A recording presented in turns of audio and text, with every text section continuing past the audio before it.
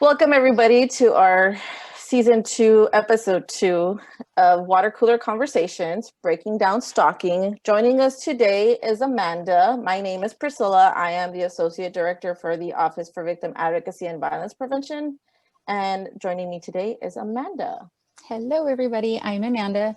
I am Victim Service Specialist with the UTRGV Police Department, and I work with students, staff, and faculty at UTRGV PD. Great. So thank you for joining us today, Amanda. Thanks, Priscilla. Just before we begin, I'm just going to do a quick disclaimer to everybody. The content of the presentation and discussion today could be troubling, especially for survivors of violence, victimization, or harassment. Please feel free to leave the discussion at any time if it triggers you or it becomes upsetting. Please treat this session as a safe space, respect each other's boundaries, especially if the views and experiences are clearly troubling to them. The chat has been enabled only for the host, so if you do have a question, please send it through the chat. Other than that, if you have any comments, concerns, anything like that, you're welcome to email us at the end or reach out to us via phone number as well. We'll give all that information at the end of our session today. So today's objectives, what we're going to be talking about is, of course, stalking. And we want to, of course, have an understanding of stalking. We want to identify those who are affected by stalking and, of course, identify those collaborators and resources in our area that deal or work with this situation of stalking. Let me, hold on. I can't click. Come on. So we're going to get started today with our first question. Amanda, what is stalking? Can you explain what it is and what it consists of? Yes. So stalking.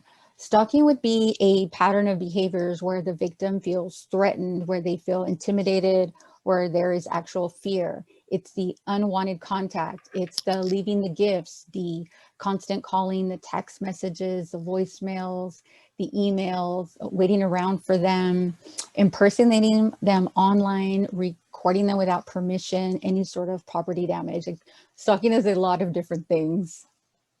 So we always hear, and this is going to be a two-part question for you, actually. Mm-hmm. We always hear people say, "Oh my God, he's stalking me," or joking around, using it as a joke. But what would you say to that? Like, what would you say when you hear people talking about that or using it as a joking manner? Well, and I get it. You hear it a lot of times. Everybody will say like, "Oh, I was Facebook stalking," and sometimes I understand that because it's said as a joke, where they're just trying to get information or what have you. But when it comes to it, stalking itself is a crime, and it leads to so many different things. So I would just say, we just need to be careful how we say things sometimes, because you also don't want to offend anybody. We have to be really careful, very politically correct, but there are a lot of people that go through it. So we also want to take their feelings into consideration. So nothing to romanticize it, nothing to make it seem really, like it's not, because if you're not going through it, you're never going to really understand it. Or, like you and me who work with victims of stalking, we see it on a whole other level, or you're like, okay, no, this is not romantic, this is not cute, this is creepy, and this is scary. So it's completely not romantic. So on that, explain to me what's the difference. I know sometimes when we talk about these issues, people bring up harassment. Mm-hmm. What's the difference between harassment and stalking? Is there a difference? There is a difference. So it kind of like starts off with harassment, where there's the intent to annoy, to alarm the person, to kind of torment, and there are malicious remarks that are being said. It is a criminal offense. It is a misdemeanor. An example of harassment would be calling and hanging up repeatedly, just constantly. Like, you just don't stop. It's this constant communication. And so what starts off as harassment can jump to stalking, where now you have this pattern and it just doesn't stop. It just continues, and it gets more elaborate. So where would that change be? What do I need to look out for? What do anybody that's attending here today, what do they need to look out for to differentiate between harassment and stalking? Like, what's the main thing, or one of the main things? Well, the main thing will be like harassment. It's the malicious remarks and so forth, it's the constant.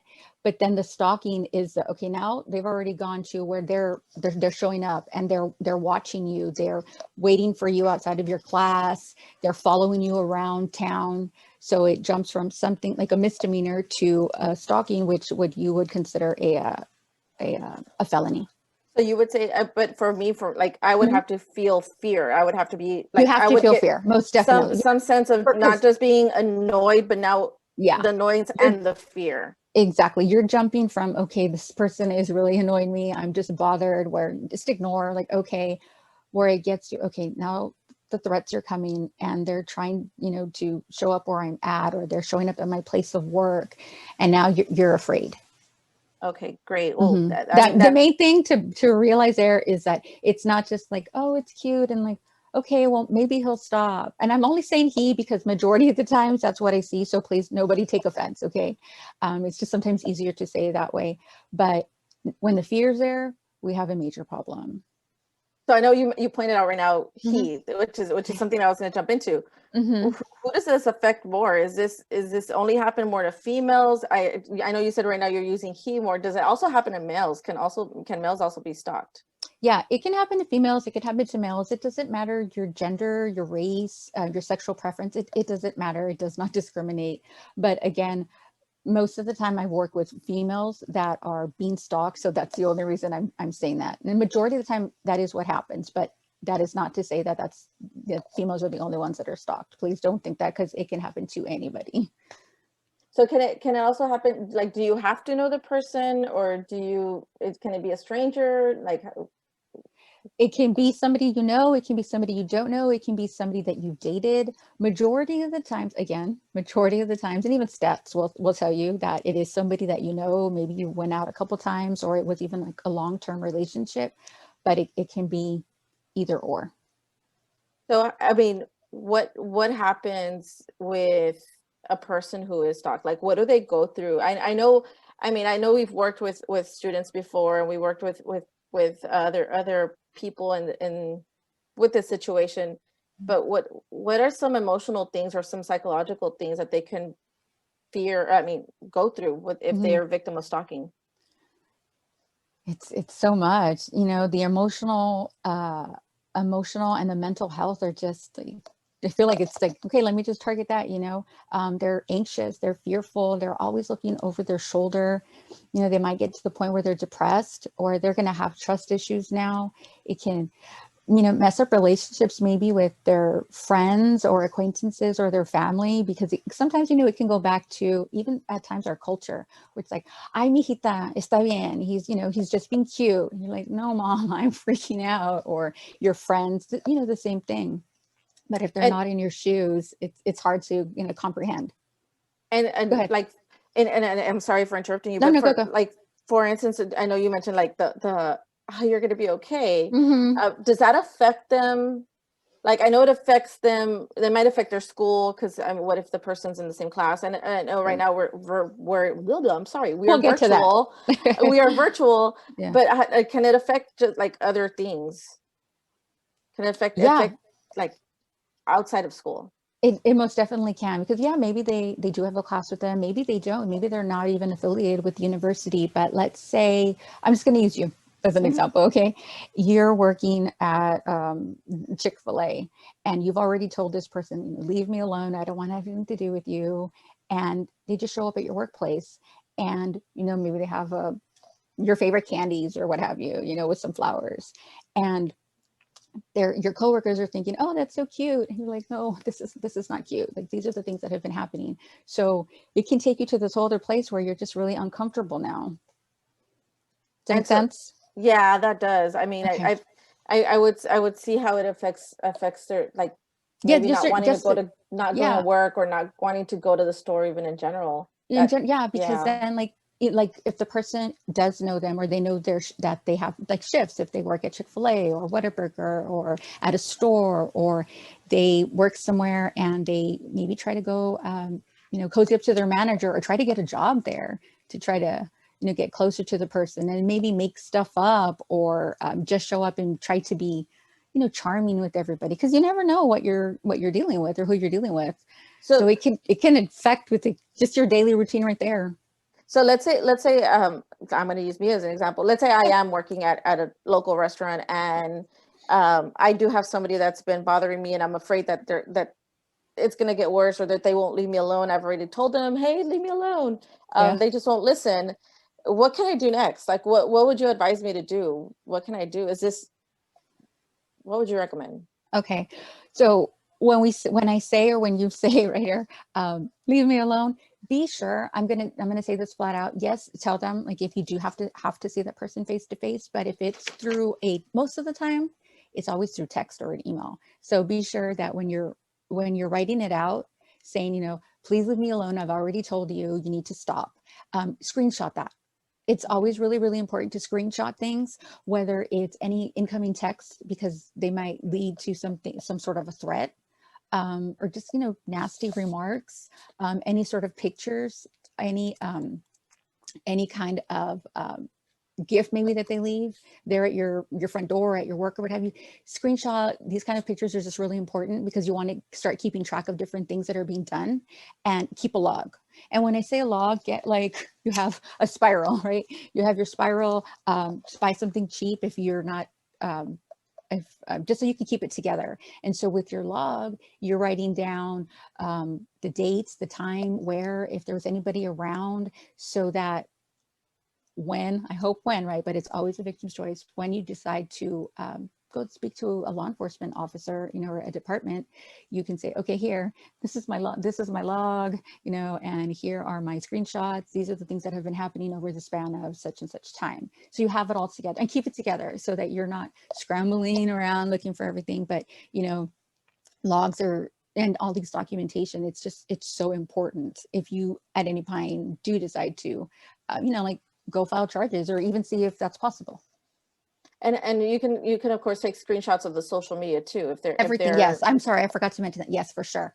Any social media, Facebook, Snapchat, Twitter, WhatsApp. There's so many, I don't even know sometimes. There's always new stuff. But anything where you feel threatened, where you feel that you're being bothered or harassed or anything, be sure to do that. And a lot of times also, Priscilla, the stalker will try to infiltrate, befriend the parent or the friends or family members, or make up fake names. So be very, very cautious. So would you suggest, like, I mean, if I want to make people aware that this person is trying to, like, do these things, would you suggest I tell my family, or do I tell people that this is going on? What would you think? What would you suggest? I would suggest that. I would suggest, be sure you trust the person, because of course, I mean, you know what kind of family members or what kind of friends you have. We're at the age where we can kind of read people, right? For the most part. So if you trust them, let them know, like, hey, this is what's happened to me. But also, so you could have a support system. You have a support system, and you have people watching out for you, and paying attention. And if you don't have a support system, or you don't feel comfortable telling people, that's where outside resources come in handy. But for sure, I would say, please, like, let somebody know, especially, if you're going through something like this. Okay, so let's say I've gathered all my documentation, all my screenshots, I have everything. I've decided, you know what, I'm gonna go make this police report. Mm-hmm. What would happen next, and is it an actual crime? Like, can they be prosecuted for these things? They can be, but that's why these logs and this documentation are so important. If it's happening off campus, like, I'm just going to use Edinburgh PD, because we have a really good relationship with their victims liaison there. We can call the crime victims advocate up and be like, hey, this is what's going on. Let's set up a meeting. Again, everything right now is virtual. So, set up a meeting with her to figure out, like, okay, let's get a police officer involved if that's what you want to do. And then they have to investigate. So that's why this documentation is so important, because we, as, like, civilians, might think, like, as citizens might think, like, this is enough, but the law is the law. So the officers have to do their part and investigate the situation. And then I don't know if you mentioned they might be able to get a protective order, or they might be able to. Yeah, I will mention that. Yes. So when it comes to, I'm going to rewind a little bit. When it comes to the documentation for police officers, that's really awesome, because, like, here, now help me. Now you do your part. I've done mine, right? But then you have a protective order, and you don't need as much information, but it's always beneficial to have it. It's always so helpful. So when it comes to protective orders, Hidalgo County and Cameron County, we work closely with them. They, a person can apply for it, then they have to qualify, and then maybe they'll be granted one. Right now, like I said, everybody's doing things a little bit different. So a lot of questions are being asked over the telephone, and then maybe like the courtroom is through Zoom, but that's what we're here for. And when it comes to a protective order, just in case people don't know, there's a lot that it entails, and I'm not going to go into a whole thing. I'm just going to We have a whole other it's a water whole cooler other for that. I know exactly, but when it comes to a protective order, it's PO. It's an order that the judge is going to say the stalker, what they'll call a respondent, cannot go within 200 yards of the victim. That means like 2 football fields. Okay, I'm trying to, that you see, like they cannot get near you. They can't contact you via phone, social media. They can't show up at your work or at your place where you live. If at any time it's violated, you call the police, because that is another crime in itself that they can get arrested. So that's why documentation is so important. But again, when it comes to the POs in Hidalgo County, you don't need a police report. So I have a question that came in, and they just want some clarification. They were told that they can't get a protective order or a restraining order unless you've made 3 police reports. Is that true? Do they need to make that many? No, not with Hidalgo County. I'll say this, if you have any questions when it comes to POs, please reach out to me. I work at the PD, like I've said before, here on campus. I have a very good relationship with our domestic violence unit through the county, and they're the ones at the civil department that work with the protective orders. So please, if you have questions, just reach out. Please reach out, because we also we work with the director there at the victims unit, so we can try to get you some more information. Thank you. Thank you for that. Where can they reach you, Amanda, in case that way they can talk to you? I know your email is amanda.quintanilla01@utrgb.edu. Yes, that's the easiest way. That's the easiest way to reach out to me, to get my so that we can set up a meeting via Zoom or text or what have you. But email would probably be the best thing to do right now. Okay, and we're going to have those numbers again at the end of today's session. That way, if you all want to take a screenshot or anything like that, you're more than welcome to do so. And then, of course, we'll have this up on our websites and our social media pages after today's episode, or after today's recording. So you mentioned that once they get a PO, would you recommend that they bring that PO to campus as well, that protective order to campus? Most definitely. Yes. Anytime anybody gets any kind of PO, even if it's an emergency protective order, be sure, if you have a job, give it to your supervisor. If this needs to be on record, keep copies with you everywhere you go, in your car, at your house, always on your person, because you never know. They're supposed to be put into the system throughout the state of Texas, computer system, I mean. But you never know. What if the system's down? There's an officer that's new and he doesn't know how to check it. I don't know. Anything could happen, any kind of a glitch. So always keep them with you. Be sure to let the police department on campus know, because yes, I understand sometimes the crimes are happening off campus, but we never know if and when they might trickle onto campus. So how does, go ahead, sorry. I was just gonna say, and our main job is to always try to keep our UTRGV community safe. So please just let us know, and you want to tell us everything, go for it. If you don't, it's understandable too, but it's just so important so we can have it in our dispatch puts it in our CID records, our criminal investigation division. And to go off of what you just said, how does the university, how does our police department help those victims out in the sense, if they're on campus or they're coming to campus and they're afraid to be on campus alone? How do you all at the PD, how do they make sure that our students stay safe and secure? Okay, well, our officers are always working. They're all commissioned officers. They have shift work, they work weekends, they work holidays, so put them to work. We have this thing called a Campus Shield app. I hope a lot of you that are already on the Zoom have already downloaded it. It is free. It's a super easy app to use. I am very technically challenged. Everybody knows that. If you know me, I do not like tech. It's super easy. They have little icons. There's like a little button where you can record a video or a text. You want to report anything anonymously. There's also our Safe Walk program, which Priscilla, it's late at night or it's a Saturday and you're like, I just kind of feel creepy here. Use your little phone, get your icons. Hey, this is where I'm at. I need a escort or a ride to such and such building. They can follow you in the vehicle or they can follow you on, on foot, however you feel more comfortable, but we want you to feel safe. If you are being stalked off campus, and maybe one day we'll all be back on campus together, hopefully. If it gets to that point also and you feel unsafe, please let us know, because in the past we've even had students or people park their vehicles with us there at the PD, and we'll give them a ride to campus and extra patrol. So that's another reason too, to let us know, so we can, if you're living near campus, in our vicinity, in our jurisdiction, officers can patrol the area or whatever building you're in as well. And our main goal here is to make sure that our students are safe and protected while they're trying to get their education going.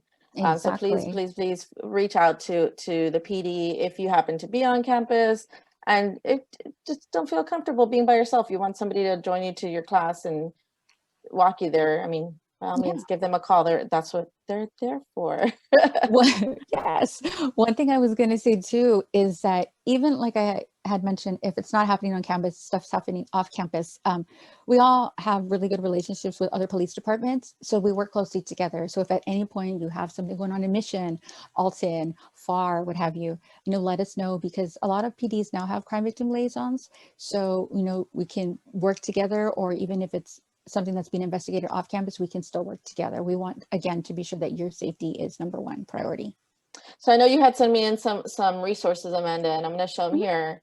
If, like I said, these are resources that we have on campus. So this is a time that you're more than welcome, guys, to screenshot this screen here. Of course, that's the number 2 of my office. The number 2 Amanda's right next to it, the University Police Department. And of course, we always stress, if you are in an emergency and you do need help immediately, please call 911. We don't want you to call us and then call 911. No, call 911 first. So, and then the other resources you sent me were these. Can you just go over these a little bit more? Yeah, so just a little bit. We have our women's shelters, our crisis. They help men as well. They help all communities here. So we have our in Edinburgh, in McAllen, we have Mujeres, we have Friendship of Women, the Family Crisis Center. The numbers there are for the protective orders. We have the Cameron County phone number, and then the Hidalgo County one as well. You can call to get information, to apply. And if you, again, remember, just let us know, we can help you. And these are different national hotlines as well. And then on the side, just different information. Even you get on Instagram, you get on Facebook, you can Google like different, like Aquados, there's Spark, and just different resources or YouTube clips or information just to read about like safety tips and so forth. Because I don't remember if we mentioned it or not, but we do a lot of safety planning. Priscilla and I do a lot of safety planning. We do with the victims. We can help with, schedule changes if need be, or any sort of emergency assistance. We have a lot of resources between the two of us, whether it's on campus, that we work with a lot of departments, or off campus. So, reach out. But even at that, there are so many things at your fingertips that you can on your own just try to, gain some more information. And I think, that's pretty much goes to the end of our session for today. Thank you very much, Amanda, for joining us and for giving us all this great information. And just like Amanda said, we just want to reiterate, please, please, please, if you have any questions, comments, concerns, either yourself or somebody is going through something like this, please reach out to us. By all means, we will try our best to help you and assist you in any which way possible. You can reach us through email, through our phone numbers, even calling our offices. We'll try to assist you as much as possible. So really quick, just to wrap things up, Amanda, what do you want our students here to take back with them today? What's one key piece of advice you would want them to remember? One, oh dear. Okay. One. Or more than one, but okay. The most memorable one. Just say, be careful just be careful with what you do, who you bring into your circle. Be very careful and cautious with social media. Be very vigilant, paying attention to your surroundings and so forth. And if you or your friend or somebody that is being stalked, or even if it's any sort of domestic violence situation, believe them, support them, ask them if they need help. And if you have nobody, because that's another thing too, sorry, I have to go on the side note, right? Not everybody has support. We've had students that have nobody here. And, Priscilla and I work well together. We are here to believe you. We're here to help you, give you the right tools and resources to help you, soar during your time here at UTRGV. So please just, look out for one another, and we're here to help in whatever way that we can. Thank you. Thank you, Amanda. Thanks, So thank Priscilla. you everybody for joining us today. Thank you for taking your time out and with us this Wednesday afternoon. Please be safe. Use hand sanitizer. Keep your Wear your social distancing. mask. Wear your masks. And hopefully y'all can join us in 2 weeks for our next water cooler conversation, which the topic should be teen dating violence awareness. Keep an eye out for those, and you're welcome to join us again. So thank you very much, Amanda, and we'll see Awesome. everybody. Thank you. Thank you, everybody, and be safe.